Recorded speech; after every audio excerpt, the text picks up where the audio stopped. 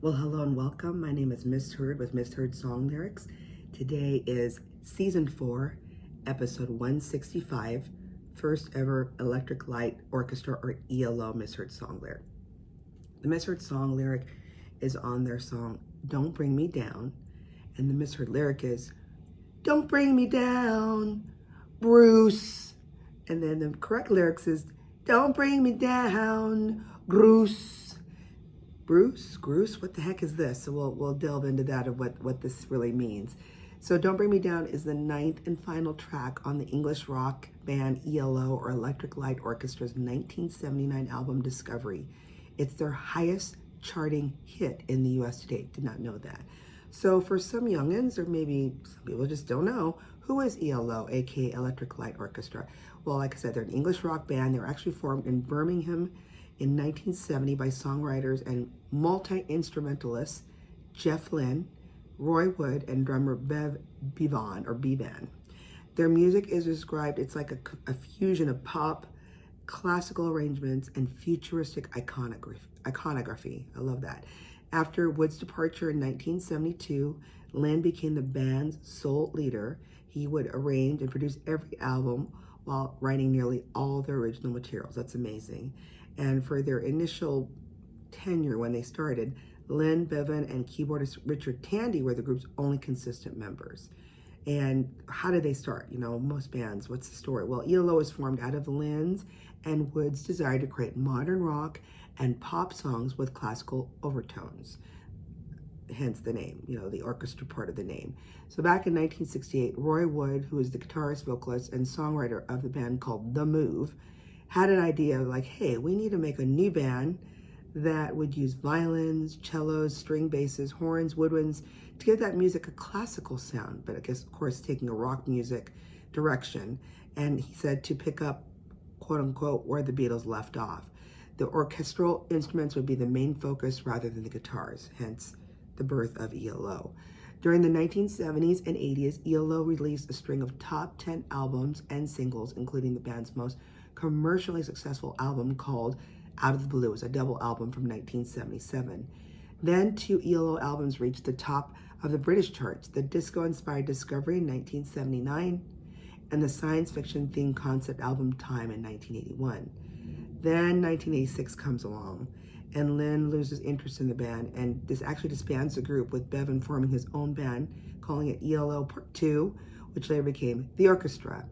And they've had several reunions since then in the early 2000s, but it says on the internet here that ELO is largely inactive until 2014 when Lynne reformed the band with Tandy as Jeff Lynne's ELO. So there you go.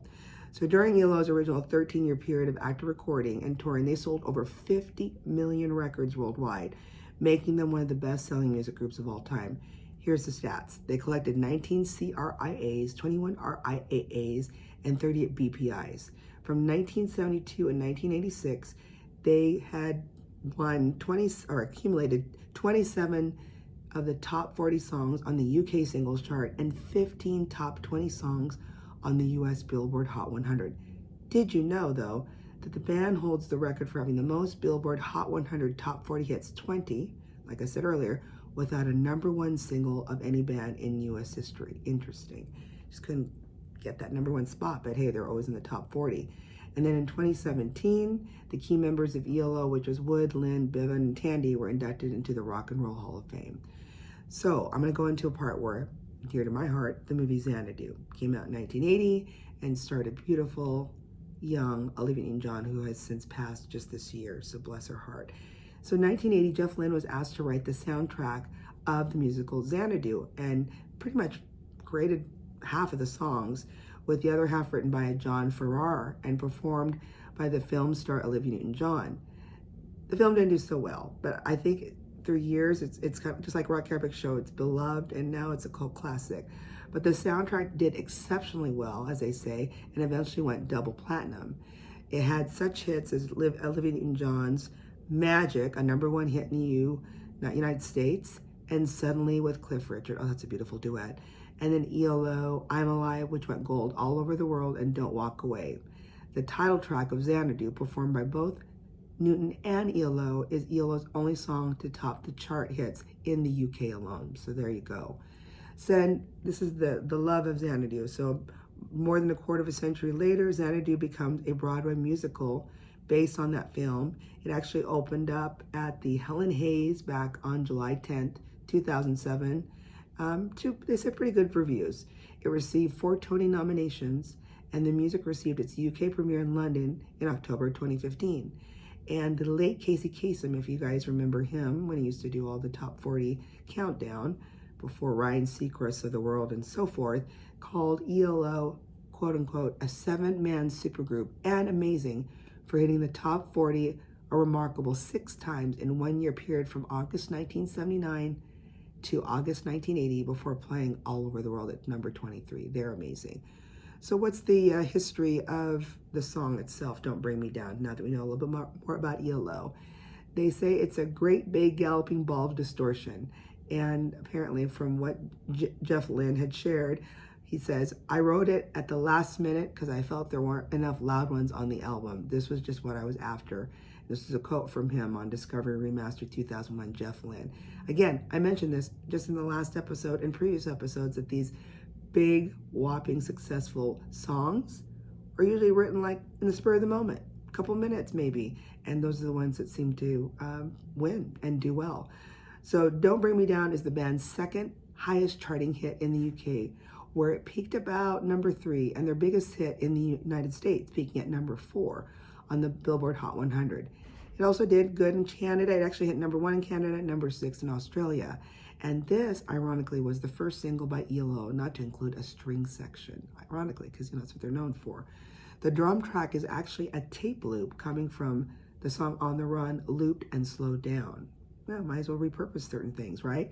The song ends with the sound of a door slamming. According to producer Jeff Lynne, this was a metal fire door at Musicland Studios where the song was recorded. The song was actually also dedicated to NASA Skylab space station, which re-entered the Earth's atmosphere and burned up over the Indian Ocean and Western Australia back on July 11, 1979. Did not know that. Then, on November 4th, 2007, Lynne was awarded a BMI, or Broadcast Music Inc. Millionaire certification for Don't Bring Me Down for having the song reached 2 million airplays. That's amazing. Okay, so let's go into the misheard song lyrics. So many years people have thought he was singing Bruce. You know, a lot of Bruces, they're cool. Well, it's actually Groose. It's spelled G-R-O-S, or as they sing it, Groose. They actually roll the R's. So in the title line, they say Lynne shouts Bruce. In the liner notes of the ELO compilation Flashback and elsewhere, he explains that he's singing a made-up word, Groose, G-R-O-S, which some have suggested sounded like the German expression, and there's a German word meaning greeting. So like, is it German maybe? Lynne had explained that originally he didn't realize the meaning of the syllable, and he just used it as a temporary placekeeper to keep a gap in the lyrics.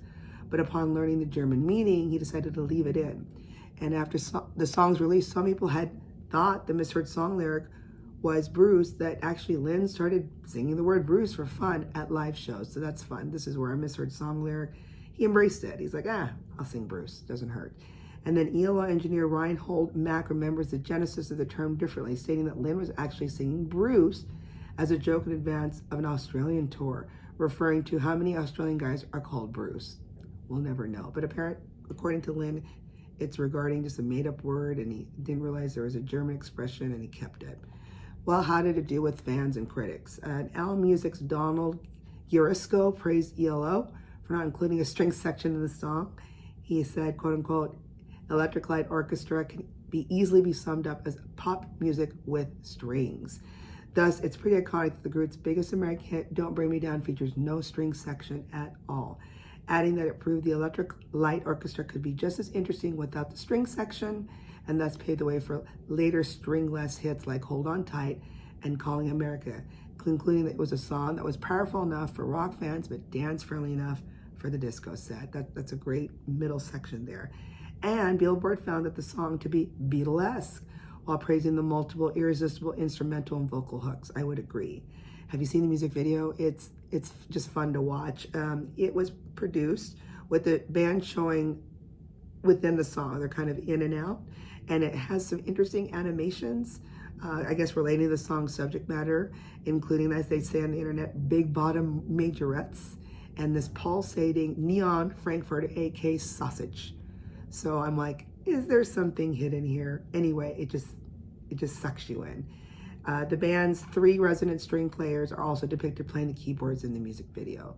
So lots to learn here. I mean, I've always loved ELO's sound.